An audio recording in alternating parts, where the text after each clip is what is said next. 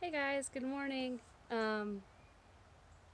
Just wanted to go ahead and do this, and welcome to Bible in the Backyard. What I'm talking about today is pretty sobering. It talks about Friday. I talk about Jesus's time on the cross, and the trials and events leading up to it.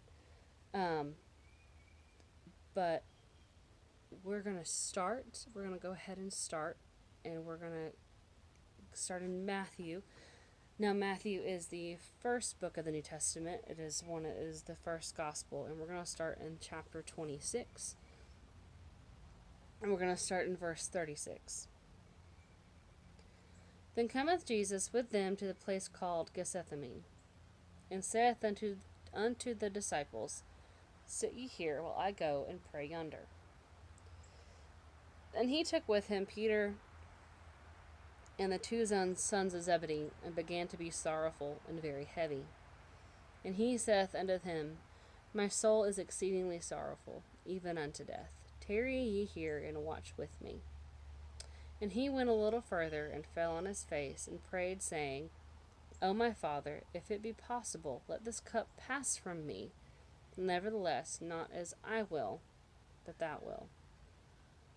And he cometh unto the disciples, and find them asleep, and said unto Peter, What, could ye not watch with me 1 hour? Watch and pray, that ye enter not into temptation. The spirit is indeed willing, but the flesh is weak. He went away again the second time, and prayed, and saying, O my Father, if this cup, may it not pass away from me, except I drink it, thy will be done. And he came and found them asleep again, for their eyes were heavy. And he left them, and went away again, and prayed a third time, saying the same words.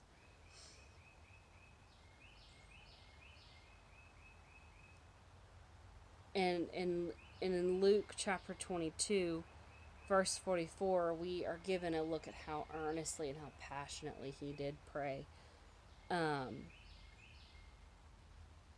for it, because he said his sweat became great drops of blood. He was just in agony, and he's like, I can't. You control this day, not me. And I'll follow whatever you need me to do, and whatnot. And then in verse 45, or verse 44, and he left them and went away again, and prayed a third time, saying the same words. Then cometh he to his disciples, and saith unto them, Sleep on now, and take your rest. Behold, the hour is at hand, and the Son of Man is betrayed into the hands of sinners. Rise, let us be going. Behold, he is at hand that doth betray me. And while yet he spake, lo, Judas, one of the 12, came, and with him a great multitude of swords and staves from the chief priests and the elders of the people. Now he that betrayed him gave him a sign, saying, Whomsoever I shall kiss, that same is he, hold him fast. And forthwith he came to Jesus, and said, Hail, Master, and kissed him. Now, in studying this, I have this study Bible here, and it said in my notes, it says, For a Jewish man, a formal kiss expressed respect and affection. Thus, Jesus' kiss was an act of shameful hypocrisy. In verse 50, it says, And Jesus said unto him, Friend, wherefore art thou come? Then came they, and laid hands on Jesus, and took him. And behold, one of them which were with Jesus stretched out his hand, and drew his sword, and struck a servant of the high priest, and smote off his ear. Then said Jesus unto him, Put up again thy sword, for all that take with the sword shall perish with the sword. Thinkest thou I cannot now pray to my Father, and he shall presently give me more than 12 legions of angels? But how then shall the scriptures be fulfilled, that thus it must be? In the same hour said Jesus to the multitudes, Are you come out against thieves of swords and staves to take me? I sat daily with you teaching in the temple, and ye lay no hold on me. But all this was done that the scriptures of the prophets might be fulfilled. Then all the disciples forsook him and fled. Basically, they were like, "Oh, this is actually happening, so I'm gonna go now." They just scattered.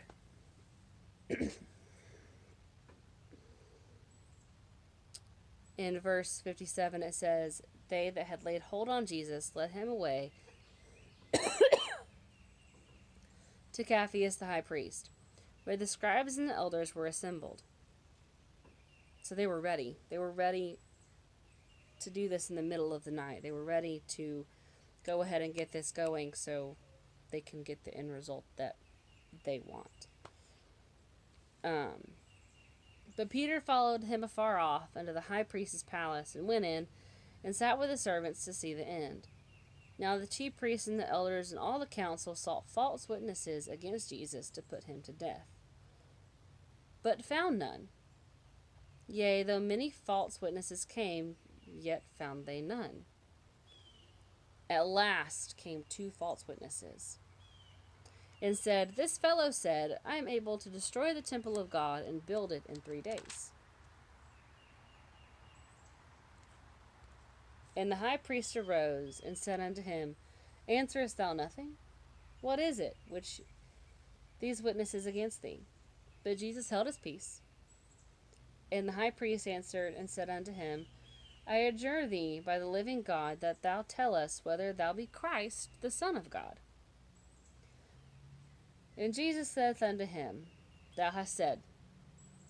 Nevertheless I say unto you, hereafter shall you see the Son of Man sitting on the right hand of power and coming in the clouds of heaven. Then the high priest rent his clothes, saying, He has spoken blasphemy. What further need we have of witnesses? We don't need any more witnesses. He's already spoken what we need him to speak. Like, he's already basically told himself off. In verse 66, What think ye? They answered and said, He is guilty of death. Then they did spit in his face, and buffeted him, and others smote him with the palms of their hands, saying, Prophesy unto us, thou Christ. Who is he that smote thee?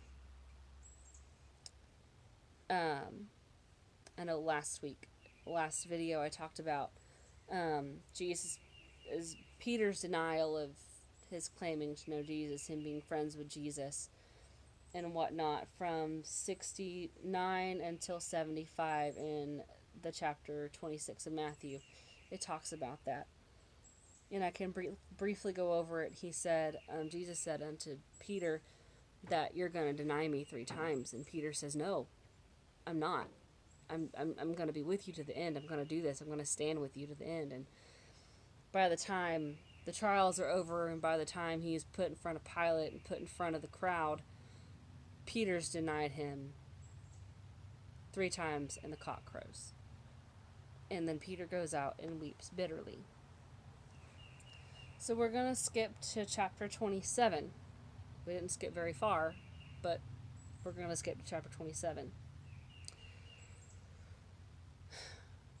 When the morning was come, all the chief priests and elders of the people took counsel against Jesus to put him to death. But when they had bound him, they led him away and delivered him unto Pontius Pilate, the governor. Now Pilate is a Roman. He is not necessarily a chief priest. He is not a member of the Jewish community. He is a Roman sent to govern the people of Jerusalem and of Israel of that time. Then Judas, which has betrayed him, when he saw that he was condemned, repented himself, and brought again the 30 pieces of silver to the chief priests and elders, saying, I have sinned, and I have betrayed the innocent blood. And they said, What is that to us? You decided to do this. It's not our fault. You did that. See you out of that. See you later. And he cast down the pieces of silver in the temple. I could picture him almost just chunking the silver at them, and departed and went and hanged himself. And the chief priests took the silver pieces and said, "It is not lawful to put them into the treasury, because it is a price of blood." They couldn't use the money again. And they took counsel and bought it with them potter's field to bury strangers in. And wherefore that field was called the field of blood unto this day. And we're going to skip a couple verses and we're going to continue. Judas was hoping, maybe, I don't know. Maybe he was hoping that he could get some redemption or some this or some that, but only one person can offer us that redemption, and that's Jesus. But we're going to continue in verse 11 in Matthew, and it says, "And Jesus stood before the governor, and the governor asked him, saying, Art thou the King of the Jews? And Jesus said unto him, Thou sayest." Like, you're right. And when he was accused of the chief priests and elders, he answered nothing. Then said Pilate unto him, Hearest thou many things that they witness against thee? And he answered him never a word, insomuch that the governor marveled greatly. Now at that feast, the governor was wont to release a people prisoner whom they would. I guess this thing was a thing that they did every single year. They would release a prisoner. And they then had a notable prisoner called Barabbas. Now Barabbas, if you read on in different versions and different gospels, you'll see that he is a thug, he is a murderer, he is a kind of like a leader in like a rebellion. So he deserved to be there. Pilate knew that also. In verse 17, he said, Therefore, when they were gathered together, Pilate said unto them, Whom will ye that I release unto you? Barabbas or Jesus, which is called Christ? For he knew that for the envy they had delivered him. So Pilate was ready to just kind of whip Jesus and just put him back where he was, which is free. Because Pilate knew that he had nothing to do wrong. So he was like, okay, there's nothing wrong with Jesus. He's done nothing wrong. I can honestly just do this and we'll be fine. In verse 19, he says, When he was set down on the judgment seat, his wife sent unto him, saying, Have thou nothing to do with this man? For I have suffered many things this day in a dream because of him. But the chief priests and elders persuaded the multitude that they should ask for Barabbas and destroy Jesus. Now the chief priests and the elders probably used power and manipulation to ask you, like, you need to ask for Barabbas to get free, or you're going to be in jail. You need to ask for Barabbas to get free, da-da-da-da-da-da-da. So they were asking people to ask for Barabbas. In verse 21, the governor answered and said unto them, Whether of the twain will ye that I release unto you? And they said, Barabbas. And Pilate says unto them, Wait, what should I do then with Jesus, which is called Christ? And they all said unto him, Let him be crucified. And the governor says, Why? What evil hath he done? But they cried out the more, saying, Let him be crucified. When Pilate saw that he could prevail nothing, but rather than a tumult was made, he took water and washed his hands before the multitude, saying, I am innocent of the blood of this just person. See ye to it. Then answered all the people and said, His blood be on us and on our children. Then they released Barabbas unto them. When they had scourged Jesus, they had delivered him to be crucified. Now, in that day, this is kind of graphic, but Jesus was already been beaten, and then he got beaten again. And with this study Bible, it says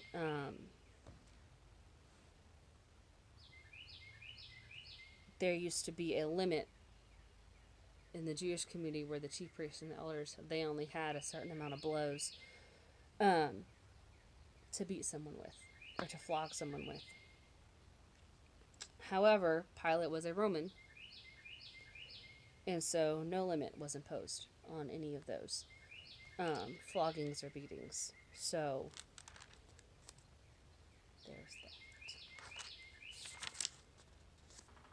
I'm going to continue, and it says, I'm going to continue in Matthew, and he says, Then the soldiers of the governor took Jesus into the common hall and gathered unto him a whole band of soldiers. And they stripped him and put him in a scarlet robe. And when they had platted a crown of thorns, they had put it on his head and a reed in his right hand, and they bowed the knee before him and mocked him, saying, Hail, King of the Jews! And they spit on him and took his reed and smote him on the head. And after that they had mocked him, they took the robe off from him and put his own raiment on and led him away to crucify him. So scarlet back in the day was a sign of royalty. So they were mocking him by, since they're saying that he's the king, why not just put him in a robe that it's like that? So they were mocking him, and they didn't just place a crown of thorns on his head, they shoved a crown of thorns on his head. And whatnot. But I'm going to go to the book of Luke now. Still in the same story, still the same timeline and everything. I'm going to go to Luke. We're going to go to chapter 23. If you've gone to John or Acts, you've gone too far. And we are going to go to verse 26. As they led him away, they lay hold upon one, Simon, a Cyrenian, coming out of the country, and on him that they laid the cross, that he might bear it after Jesus. So the prisoners, back in those days, they would have to carry what's basically ultimately going to kill them to every said place that is. And so up the hill, up to Golgotha, they had to carry, Jesus had to carry his own cross. And evidently he couldn't anymore. And so they got Simon, a Cyrenian, to come and join Jesus to help him.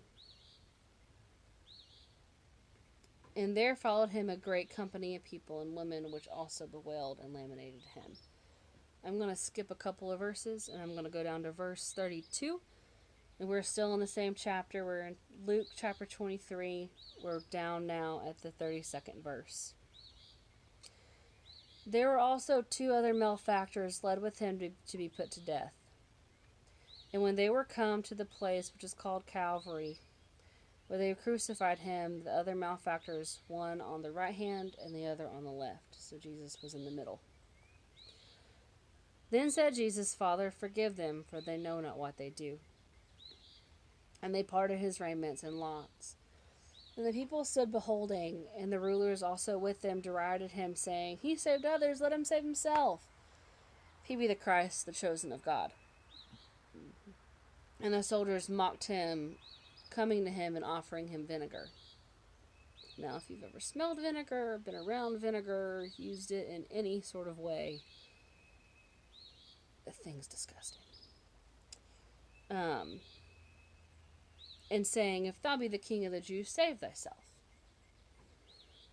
And a subscription was also written over him in the letters of Greek and Latin and Hebrew, This is the King of the Jews. And one of the malefactors which were hanged rallied on him, saying, If thou be the Christ, save thyself and us.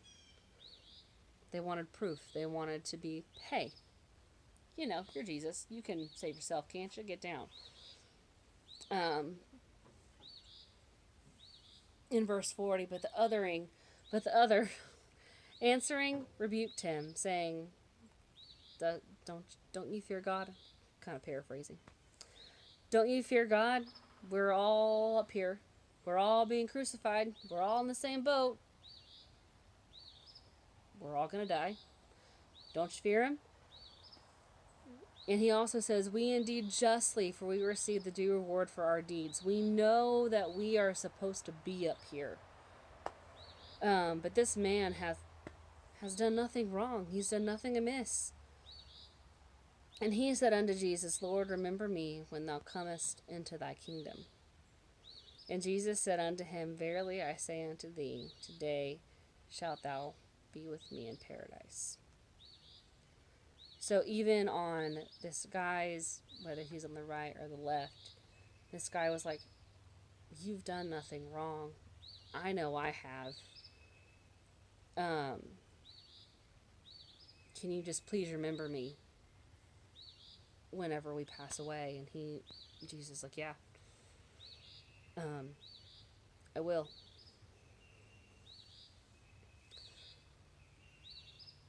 I'm going to continue in the book of Luke, and it says, and it was about the 6th hour, and there was darkness all over the earth until the 9th hour. So the 6th hour to us, I drew a little clock thing here. The 9th hour is when Jesus, at the 9th hour, 9 o'clock in the morning, which is the 3rd hour to everybody, was when Jesus was put on the cross. Now the 12th hour is midday. It's noon.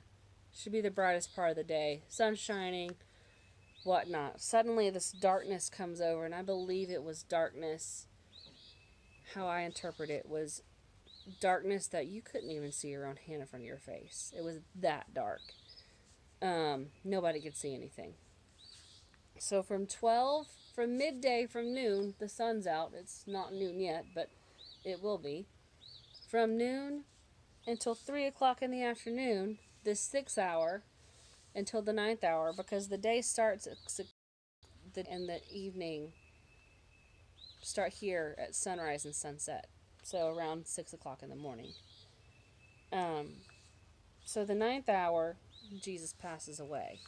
So from this 3 hours of pure darkness, Jesus is still hanging on the cross with everybody, and with the other two men.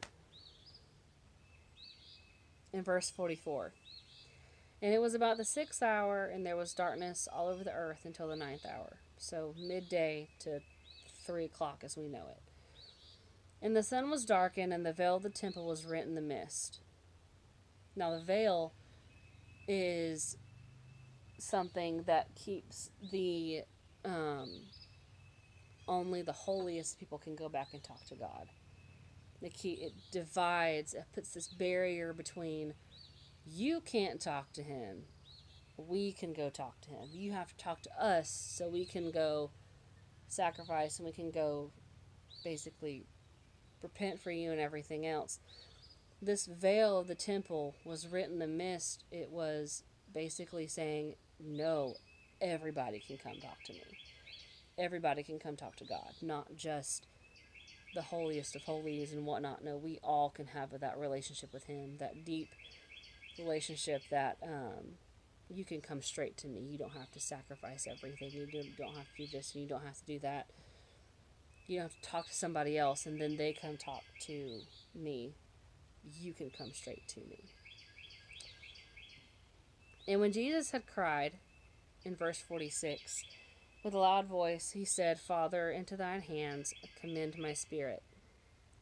Having said thus, he gave up the ghost. Now when the centurion, which is a soldier, saw what was done, he glorified God, saying, Certainly this was a righteous man. Now I'm going to stop there, and I'm going to go over to the book of John. This is kind of a long thing, and I'm sorry, but this is an important thing to get across. We're going to go to John chapter 19. And we are going to start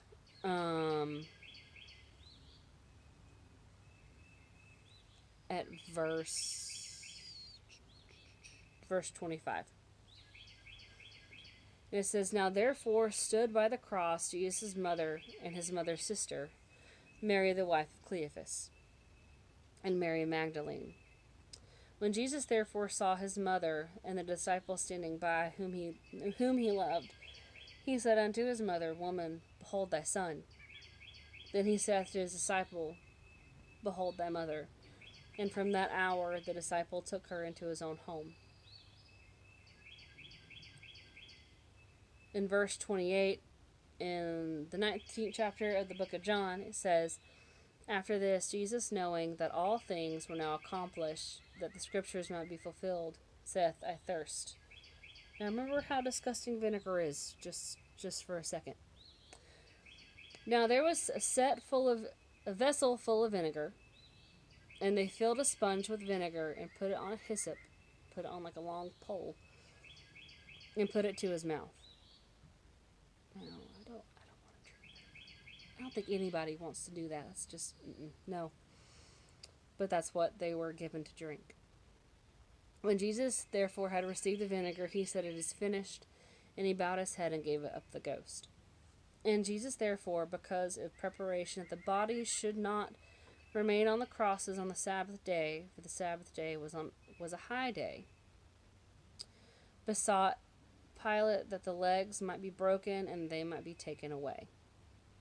So they needed to get them up and down, so nobody would be on the Sabbath day and celebrating the Passover and whatnot. They couldn't have anybody on. And their Sabbath day starts at sundown. So that's 6 o'clock at night when sun starts to set, so they have to be off the crosses. And they've got to be washed, and like everybody else has to be washed and ready to celebrate the Sabbath day. So it says in verse 32, Then came the soldiers and brake the legs of the first and of the other which was crucified with him. But when they came to Jesus and saw that he was dead already, they brake not his legs. But one of the soldiers with a spear pierced his side, and forthwith came out blood and water. And he saw it, bear record, and saying the record is true, that he knoweth that he saith is true, that you might believe. In verse 36 it says, For these things were done, that the scripture should be fulfilled, not a bone of him shall be broken. And in verse 37 he says, And then another scripture saith, They shall look on him who they pierced. Now the night's not over yet. They still have to get Jesus off the cross and bury him. Now I think, I could be wrong, but they could just sling everybody else into this pit of massive people. I don't know. But Joseph, in verse 38, and after this, Joseph I'm not even going to try to say that word, because I know myself. I'm going to butcher it. Joseph, being a disciple of Jesus, but secretly for fear of the Jews, besought Pilate, basically went to Pilate and was like, Can I please have Jesus? So you're not just going to throw him somewhere. I want to go take him somewhere safe, somewhere nice. Besought Pilate, and that he might take away the body of Jesus, and Pilate gave him leave. He came therefore and took the body of Jesus. And there came also Nicodemus, which is at first to Jesus by night, and brought a mixture of myrrh and aloes, about 100 pound weight. Then took they the body of Jesus, and the woman, and wound it in linen cloth, with spices, in the manner of the Jews is to bury. Now the place where he was crucified, there was a garden, and the garden and new sepulchre where never a man yet laid. So it was a borrowed tomb. And there lay Jesus, therefore, because the Jews' preparation day for the sepulchre was at nigh at hand. So that is what happened on Good Friday.